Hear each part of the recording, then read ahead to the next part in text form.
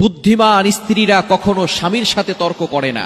যারা বুদ্ধিমান স্ত্রী তারা কখনো স্বামীর সাথে ঝগড়া করে না, স্বামীর কথায় কথায় স্বামীর সাথে জেদ দেখায় না, স্বামীর সাথে রাগ করে না। মনে রাখবেন, আপনি যদি আপনার স্বামীর সাথে তর্ক করেন, আপনি যদি আপনার স্বামীর সাথে ঝগড়া করেন, আস্তে আস্তে ওই স্বামীর অন্তরে আপনার প্রতি কোনো ভালোবাসা থাকবে না, স্ত্রীর প্রতি কোনো মহব্বত থাকবে না, আস্তে আস্তে স্ত্রীকে বিরক্ত ফিল হবে। সুতরাং প্রকৃত স্ত্রী এবং ভালো স্ত্রী তো সেই হবে যে তার স্বামীর সাথে তর্ক করবে না। কেননা নবীজি সাল্লাল্লাহু আলাইহি ওয়াসাল্লাম জানিয়ে দিয়েছেন, কোন স্ত্রী যদি মারা যায় আর তার স্বামী যদি বলে আমার স্ত্রী ভালো ছিল, ওই স্ত্রীর জন্য আল্লাহ তাআলা জান্নাতের 8টি দরজাই খুলে দিবেন।